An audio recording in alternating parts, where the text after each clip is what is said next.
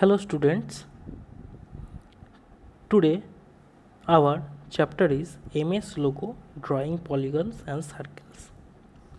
আজকে আমরা এই চ্যাপ্টার সম্পর্কে সমস্ত কিছু জানব। লোগো আমরা যারা আগের ক্লাসে পড়েছো আমরা সবাই আগের ক্লাসে জেনেছিলাম লোগো চ্যাপ্টারের সম্পর্কে অনেকটাই জেনেছিলাম। এবারও লোগো চ্যাপ্টারটা আছে। লোগোতে এর আগের বছর আমরা যেগুলো পড়েছিলাম সেগুলো হচ্ছে লোগো কী জিনিস, ভ্যারিয়াস বা মেন কম্পোনেন্টস অফ লোগোগুলো কী কী, MSW logo use to bring the turtle in the centre of the screen, কোন কমান্ড দিলে আমরা টার্টেলটাকে মেন স্ক্রিনের মাঝামাঝিতে নিয়ে চলে আসবো, FD, BK, এই সব কমান্ডগুলো সম্পর্কে জেনেছিলাম।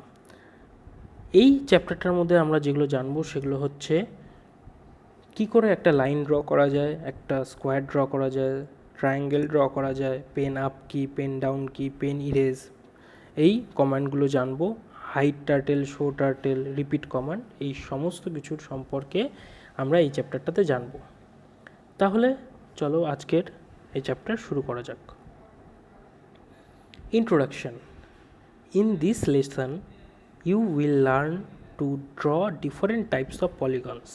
এই চ্যাপ্টারটার মধ্যে আমরা পলিগনস ড্র করা শিখব আর বিভিন্ন ধরনের পলিগনস ড্র করা শিখব। Polygon is the name for all the closed figure with a certain number of edges like triangles, squares, pentagons and hexagons. Polygons কি? পলিগনস হলো একটা ফিগার যেটা আমরা সার্টেন নাম্বার দিয়ে এঁকে থাকি, একদম স্কোয়ার, পেন্টাগন, হেক্সাগন এরকম এর মতনই। You will learn to draw different figures with variable number of edges. Variable number of edges দিয়ে সেগুলোকে আমরা ফিগারগুলো আঁকানো শিখব। At the same time it will be interesting to learn the concept of moving the turtle without drawing anything. আবার পাশাপাশি আমরা এটাও দেখব যে কোনো কিছু না এঁকেও টার্টেলটাকে আমরা স্ক্রিনের বিভিন্ন জায়গায় সরিয়ে নিয়ে যেতে পারছি। Drawing two lines with an angle. দুটো লাইন অ্যাঙ্গেল দিয়ে কিভাবে আমরা ড্র করব। পাশে দেখো ফিগার 5.1-এ দেখা যাচ্ছে two lines with an angle. দুটো লাইন তৈরি করেছি একটা অ্যাঙ্গেল দিয়ে। ইনস্ট্রাকশনগুলো নিচে দেওয়া আছে। প্রথমে আমাদেরকে RT মানে রাইট 180 যেতে হবে, FD মানে ফরওয়ার্ড, আগের ক্লাসে আমরা পড়েছিলাম, একটু মনে করে দেখো। RTর ফুল ফর্ম হচ্ছে রাইট, FD হচ্ছে ফরওয়ার্ড, LT লেফট, আবার FD ফরওয়ার্ড। তাহলে RT 180, FD 100, LT 90 আর FD 100। এই ইনস্ট্রাকশনগুলো ইউজ করে আমরা এই দুটো লাইন দিয়ে একটা অ্যাঙ্গেলকে ড্র করতে পারবো। নেক্সট, ড্রয়িং এ স্কোয়ার।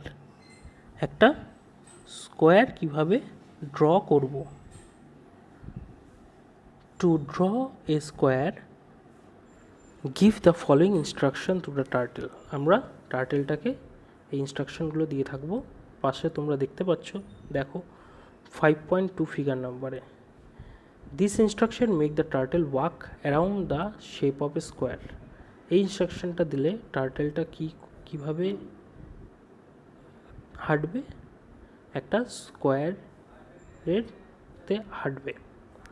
তাহলে সেটা হচ্ছে ইনস্ট্রাকশনগুলো কী কী? FD 100, RT 90, FD 100, RT 90, FD 100, RT 90, FD 100 আর RT 90। আমরা এই জিনিসটা গতবার ক্লাসেও করেছিলাম, এক্সারসাইজে ছিল এটা। তার মানে ফরওয়ার্ড 100, আবার রাইট হ্যান্ড সাইডে 90 স্টেপস যাবে, আবার ফরওয়ার্ডে 100 স্টেপস, আবার রাইট হ্যান্ড সাইডে 90 স্টেপস। এইভাবে একটা স্কোয়ারকে ড্র করা যাবে। Drawing a triangle. ট্রায়াঙ্গেলটা কীভাবে ড্র করব? 5.3 নম্বর ফিগারের পাশে আছে, দেখো। To make the turtle draw a triangle give the following set of instruction. সেই সেট অফ ইনস্ট্রাকশনগুলো দিতে হবে। FD 100, RT 120, FD 100, RT 120, FD 100 আর RT 120। এই সমস্ত ইনস্ট্রাকশনগুলো কিন্তু মনে রাখতে হবে, এক্সামের টাইমে এগুলো কাজে লাগবে। যদি বলা হয় যে draw A turtle using using the given commands, তাহলে তখন এগুলো লিখতে হবে। আগের বছরও আমরা কিন্তু এই সবগুলো করেছিলাম। তারপরে next pen up command. Pen up command কি? Pen up command is use to lift the pen off the turtle from the screen. As a result the turtle does not draw anything. Pen up command আমরা তখন use করি যখন কোন turtle কোনো line draw করবে না, কোনো কিছু লিখবে না। পেন আপ করে নিলে আর কোনো লাইন বা কিছু হবে না। Thus you can move the turtle to any part of the screen without drawing anything. Pen up করে নিলে টার্টেল আর কোনো কিছুই স্ক্রিনের মধ্যে লাইন বা কোনো কিছুই লিখতে পারবে না। তাহলে সেটার জন্য দেখো FD40 টার্টেলটা যে শুরু হয়েছিল FD40 থেকে, তারপর RT90তে ঘুরেছে, ঘোরার পরে কি হয়েছে, পেন আপ করে নিয়েছে, দেখো তারপর কোনো লাইন হয়নি কিন্তু, আর FD40 তারপর আবার FD40 স্টেপস গিয়েছে। Next pen down. পেন ডাউনও ছিল। পেন ডাউন কি? পেন ডাউন করে নিলে আবার টার্টেলটা আঁকা বা লাইন ড্র করা শুরু করে দেবে। of the turtle down to the screen, the turtle can thus start drawing again when given command. যখন আমরা এই কমান্ডগুলো দেব আবার টার্টেল কি করবে, আবার লাইন ড্র করা শুরু করে দেবে। FD100, RT90, তারপরে PU হচ্ছে পেন আপ, আবার ফরওয়ার্ড 80 স্টেপস, রাইটে 90 স্টেপস, আবার পেন ডাউন, PD হচ্ছে পেন ডাউন, আর FD 100 স্টেপস। ফিগারটা পাশেই দেখতে পাচ্ছ যে 5.5 প্রথমে ফরওয়ার্ডে গেল 100 স্টেপস, তারপরে 90 স্টেপস রাইট হ্যান্ড সাইড ঘুরলো, তারপরে পেন আপ করে নিল, তারপরে ফরওয়ার্ডে আবার 80 স্টেপস, আবার right hand side 90, pen up আর ফরওয়ার্ড 100 স্টেপস। এই করে একটা পেন ডাউন কমান্ডটাকে আমরা ইউজ করলাম। Next pen erase. Pen erase কি? যখন আমরা এটা ইউজ করব তখন যা কিছু লাইন ড্র করা আছে বা যেগুলো করা আছে সেটা ইরেজ হয়ে যাবে।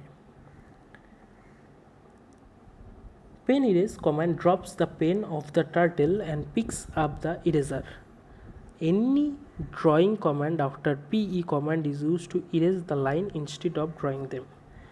এই কমান্ডটা ইউজ করলে টার্টেলটা কি করবে, ইরেজারটাকে নিয়ে নেবে। আর ইরেজার নেওয়ার ফলে কি হবে, যে কোনো কিছু যেগুলো লাইন আছে সেগুলো সব ইরেজ হয়ে যাবে। এটার স্টেপস FD50 পেন ইরেজ, আবার ব্যাকওয়ার্ডে 50। বিকে হচ্ছে ব্যাকওয়ার্ড। পাশে 5.6 নম্বর ফিগারটা দেখো, এখানে দেখলেই বুঝতে পারবে। প্রথমে টার্টেলটা ফরওয়ার্ডে গিয়েছিল 50 স্টেপস, তারপরে পেন ইরেজ করেছে, আবার ব্যাকওয়ার্ডে 50 স্টেপস এসছে। Pen normal command. এবার পেন নর্মাল কমান্ড যদি আমরা ইউজ করি তাহলে কি হবে, pen normal command makes the turtle behave normal. যদি আমরা পেন নর্মাল কমান্ড ইউজ করি তখন আবার টার্টেলটা কি নর্মাল পজিশনে চলে আসবে।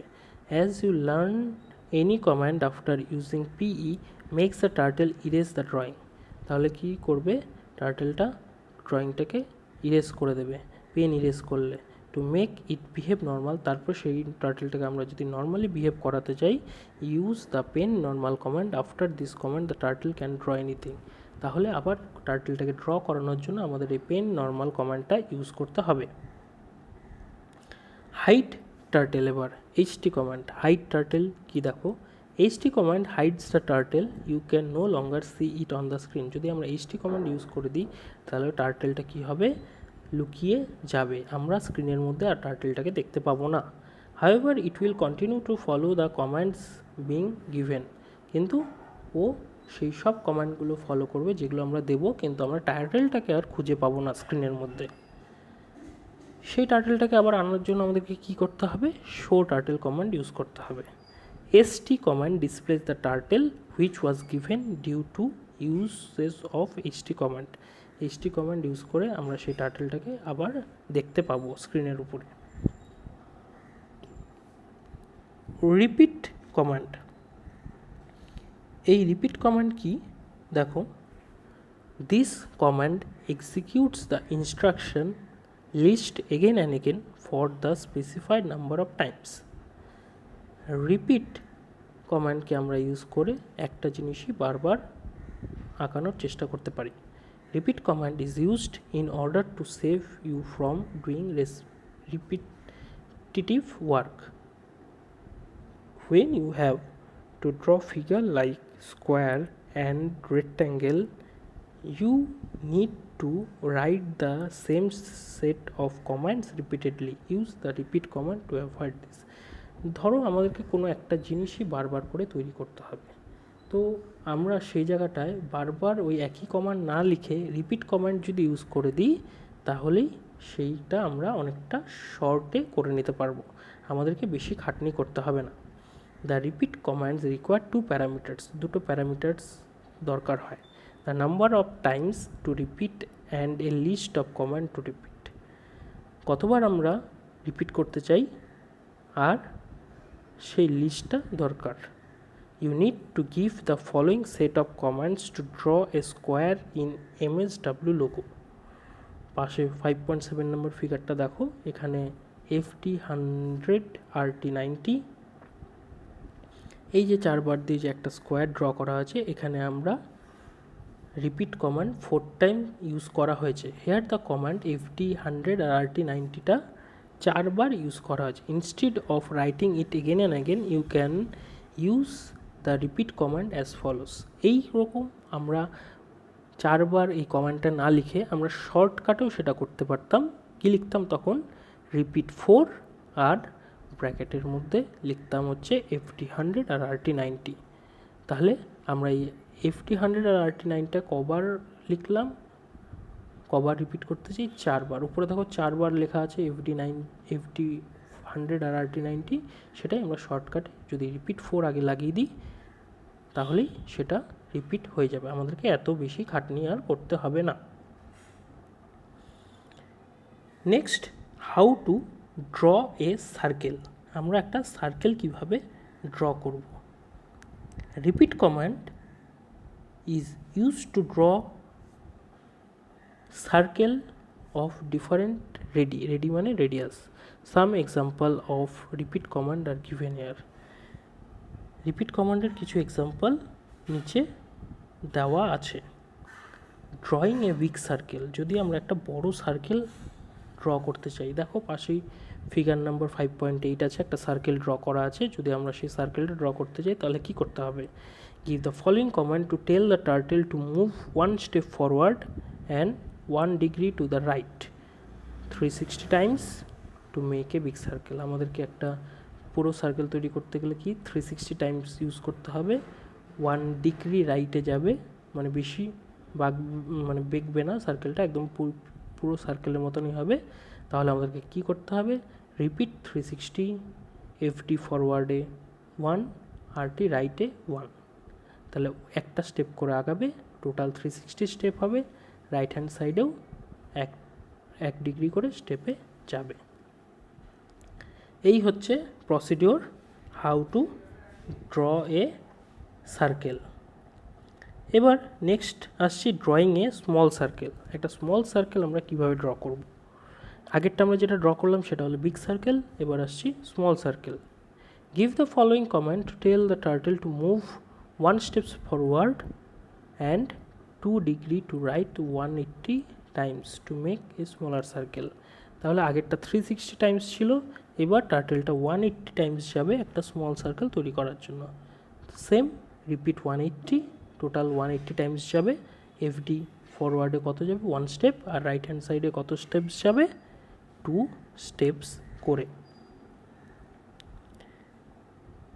এই হচ্ছে আমরা একটা এরকম করলে আমরা একটা স্মল সার্কেল তৈরি করে নিতে পারবো। তো আশা করি সবাই বুঝতে পারছো। আজকের ক্লাস এই পর্যন্তই। Thank you everyone.